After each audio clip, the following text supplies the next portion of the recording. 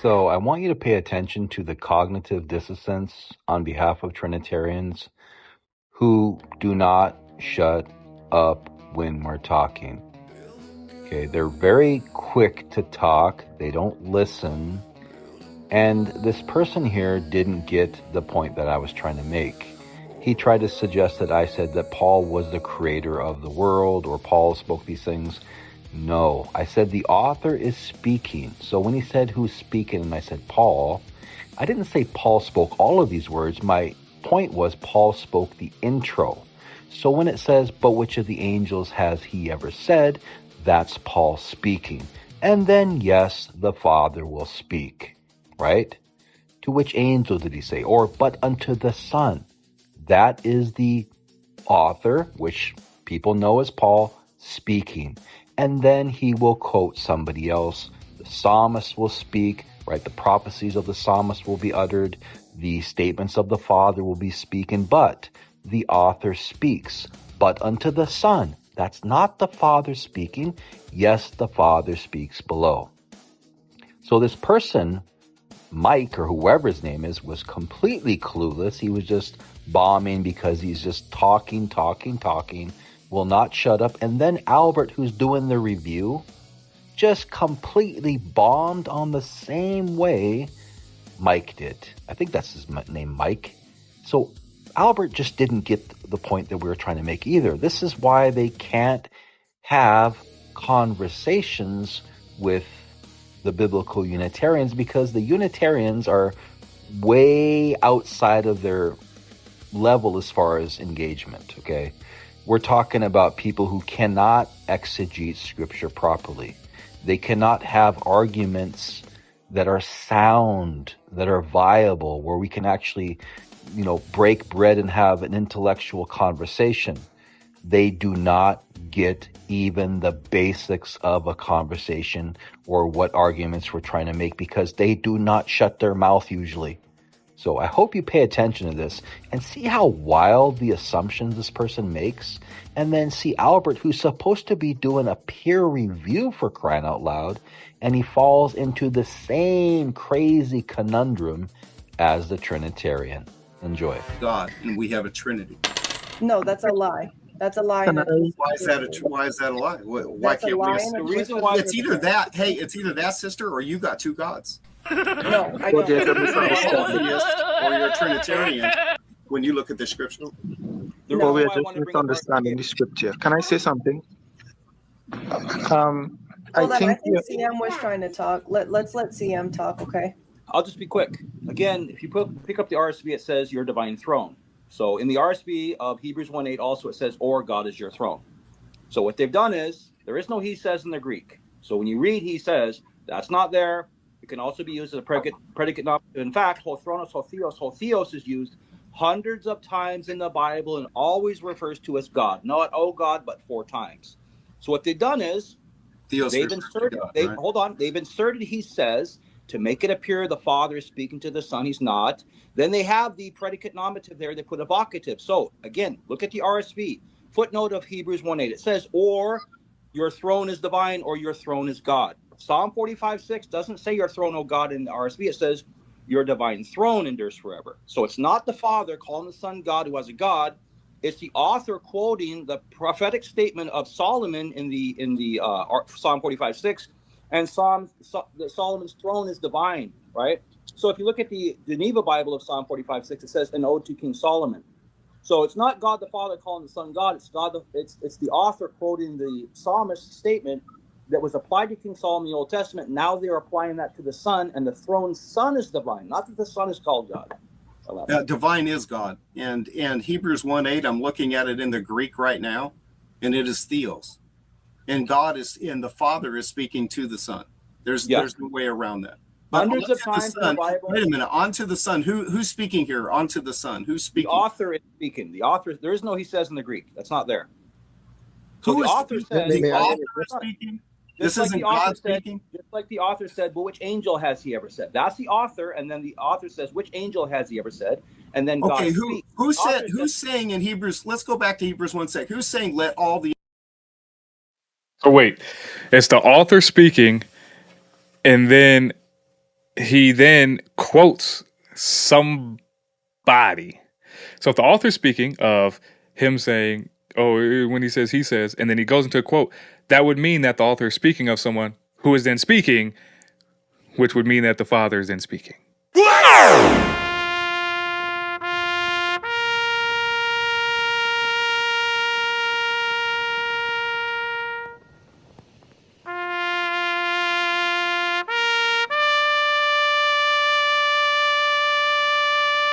Oh my God, what the For the author.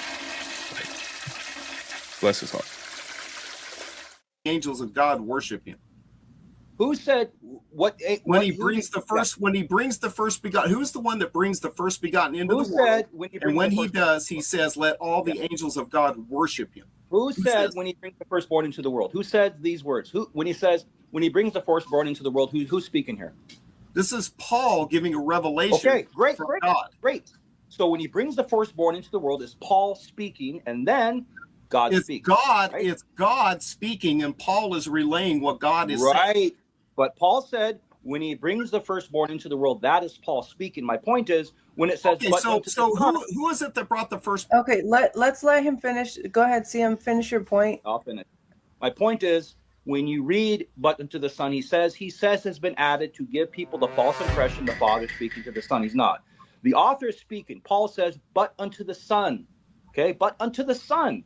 Your throne is a throne of God, or your throne is divine, because Paul is pulling that same statement in Psalm 45:6 that the psalmist said about Solomon, your divine throne is forever.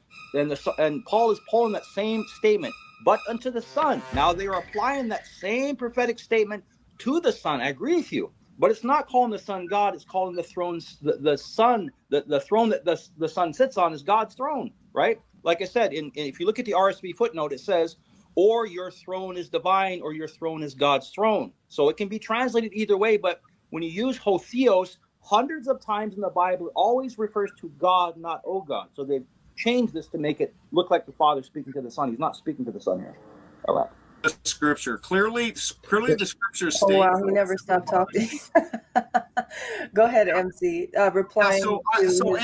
So you want to say this is just Paul speaking? I'm asking you, who was speaking in verse 5 says, unto which of the angels said he at any time? All right, now stop right there. Which angel did he ever say at any time? That is the author so far. Thou art my son, this day I have begotten thee. Now that is the Father. Do you see how he went into a run-on sentence? And again, I will be to him a father, he shall be to me a son. Who's speaking here?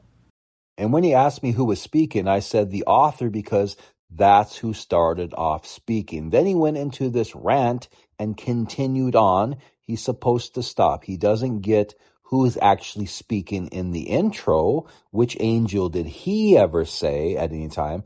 That's the author. Then it goes into the Father, right? Or it'll go into the psalmist. He doesn't get the point that I'm trying to make at the initial point of the statement. That is the author speaking, and yes, the author will quote the Father speaking or the psalmist, etc. The guy is thick because he doesn't listen. Paul. That's Paul. So Paul is going to be a father. And a moment of silence for Albert, who also doesn't get the point that was made.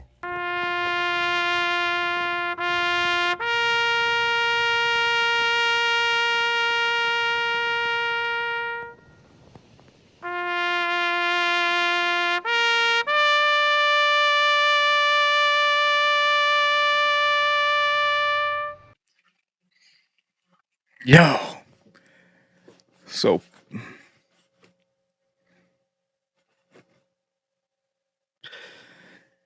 and we got Unitarian Apologetics in the chat. He's saying, hey, yo, yep, that's going to be the case. Paul got his son. Paul's going to be begotten him. Paul's going to be having a son that he's going to be worshipped. That's what's going to happen. This is what happens when you're Unitarian, man. This is what I was talking about earlier with me and Brother Beast was talking to this dude in the chat when he was trying to say that, well, yeah, man, if you're taking the quotes from, well, then you would have to be stating that somebody other than God has a son who will be worshipped, and that is straight trash.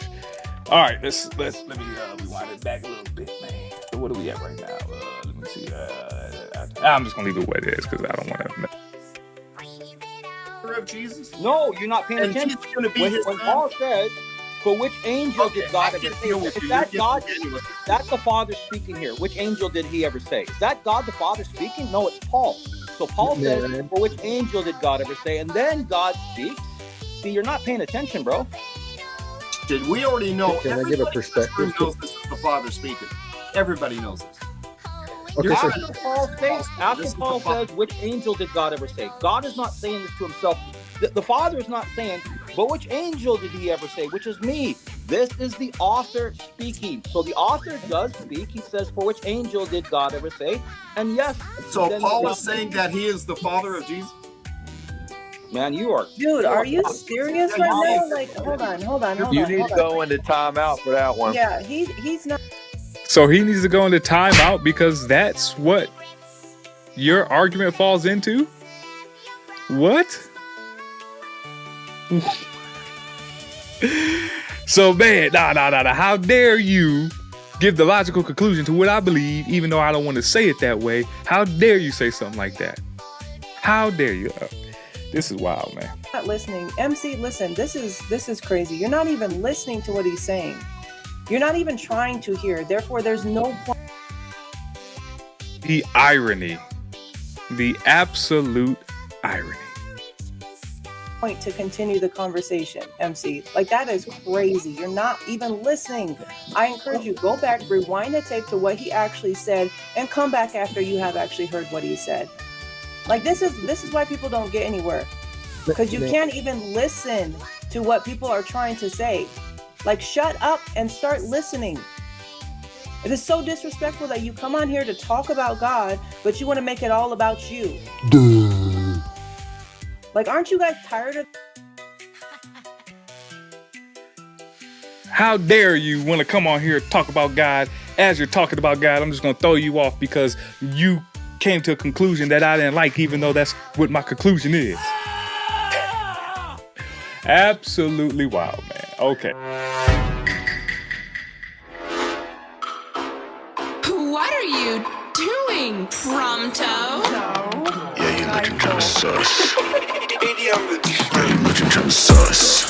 What you want, kid? I'm just in the back, you can hear what the pump is. Looking kinda sus. No comment.